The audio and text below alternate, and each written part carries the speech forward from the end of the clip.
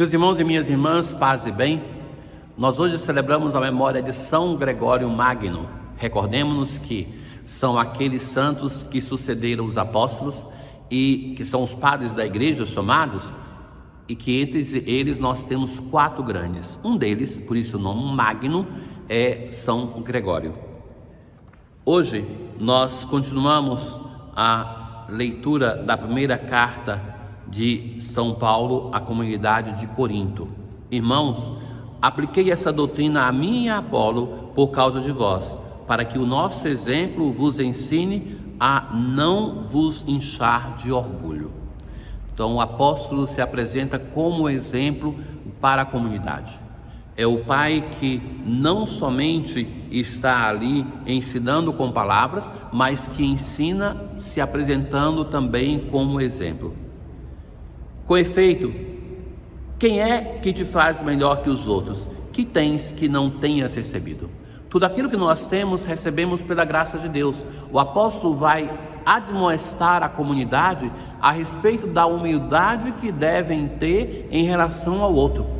E o texto do apóstolo Paulo hoje, na leitura, é muito pesado, que faz ver que ele é maltratado pela comunidade, que se sente orgulhosa por aquilo que tem e não acolhe plenamente o seu evangelizador. Na verdade, parece-me que Deus nos apresentou a nós, apóstolos, em último lugar, como pessoas condenadas à morte. O apóstolo, então, hoje na carta, através de muitas expressões que vale a pena ser lida, ser considerado, nesse texto que é um pouco maior do que o usual da liturgia, ele vai se confrontar com a comunidade e vai dizer assim: vocês se acham grandes, nós somos pequenos. E já começa então com essa introdução, como pessoas, os apóstolos, condenadas à morte. Nós somos os tolos por causa de Cristo, os fracos, vós os fortes. Vós sois tratados com toda estima e atenção, e nós com todo desprezo, por causa de Cristo. O ser cristão não nos garante uma vantagem neste mundo. Isso o Evangelho vai insistir. Não nos iludamos, meus irmãos. Se a nossa fé cristã não incomoda as pessoas mundanas, é sinal que nós não transparecemos a vivência do Evangelho. É sinal que nós somos tais quais o mundo quer.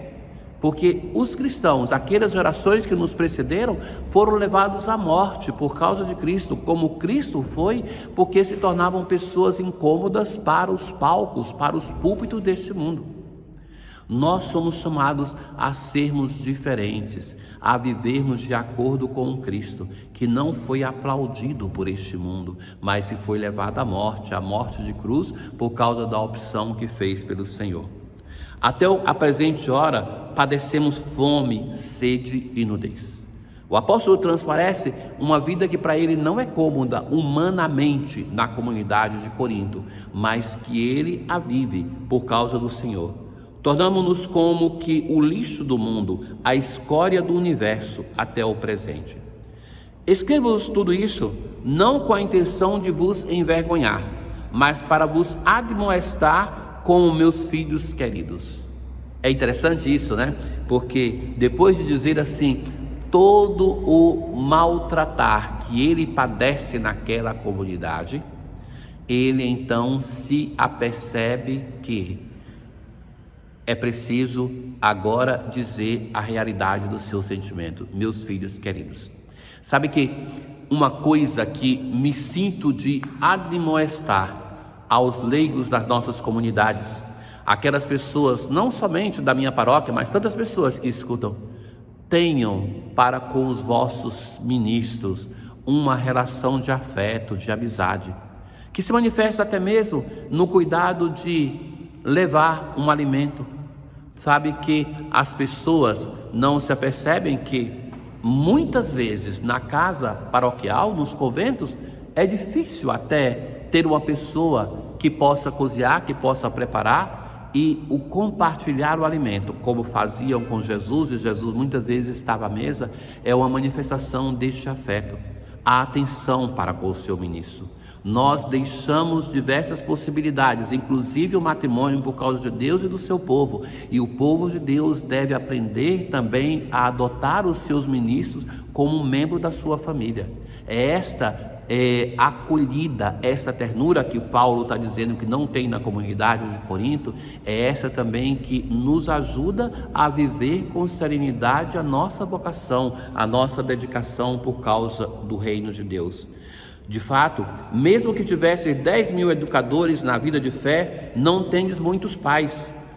Vos gerei em Jesus Cristo. Paulo vai dizer: eu sou o vosso pai.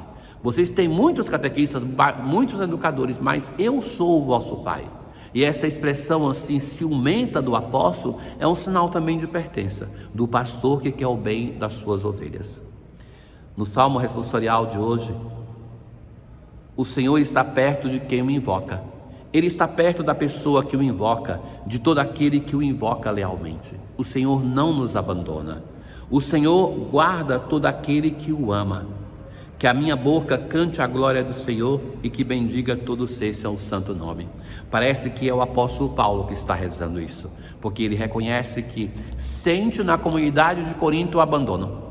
E de comunidade para comunidade, meus caros, a nós que nos movemos de uma comunidade para outra, a gente vê a diferença.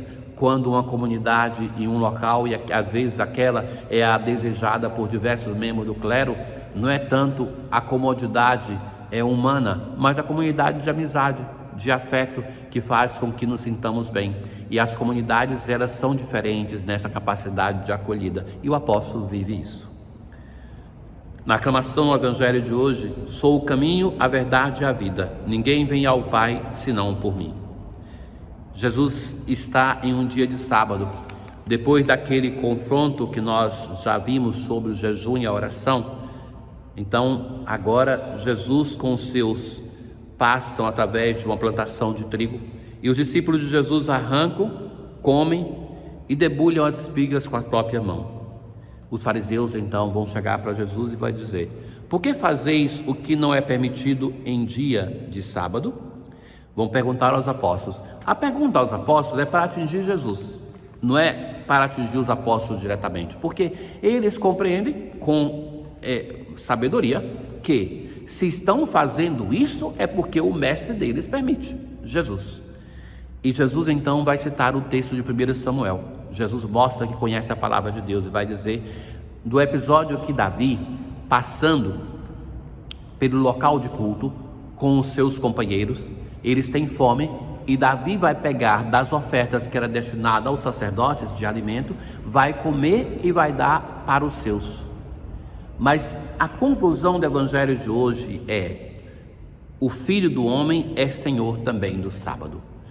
Jesus se apresenta como aquele que é acima do sábado, é o Senhor do sábado, porque o sábado foi feito para o homem, a lei para o homem, e não o homem para o sábado, para a lei. Jesus vai levar então, neste caso, a lei mosaica à sua plenitude. Não é que Jesus veio para que a lei mosaica não fosse cumprida, mas vai chegar ao espírito da lei. Ele é o Senhor, o legislador. É Ele que conhece a interpretação plena da lei.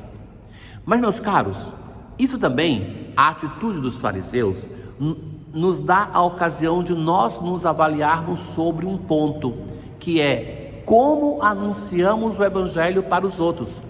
Porque pode nos acontecer que nós façamos assim, anunciamos o Evangelho muito duro para os outros, dizendo aquilo que se deve fazer, como deve fazer, com todas as exigências, e que por vezes, para nós vivemos um Evangelho adocicado, o anúncio da misericórdia para nós e do juízo para os outros. A palavra de Deus deve ser vivida na sua radicalidade, quer dizer, no seu ser raiz. E na raiz da palavra de Deus está o anúncio de um Deus que ama, de um Deus que é misericordioso. Assim rezamos: ó Pai, com a oração da coleta. Ó Deus, que cuidais do vosso povo com indulgência e o governais com amor, dai pela intercessão de São Gregório Magno o espírito da sabedoria àqueles a quem confiastes o governo da vossa igreja, a fim de que o progresso das ovelhas contribua para a alegria eterna dos pastores. Tenham todos um bom dia. O Senhor esteja convosco, Ele está no meio de nós. Abençoe-vos o Deus Todo-Poderoso, o Pai, o Filho e o Espírito Santo. Paz.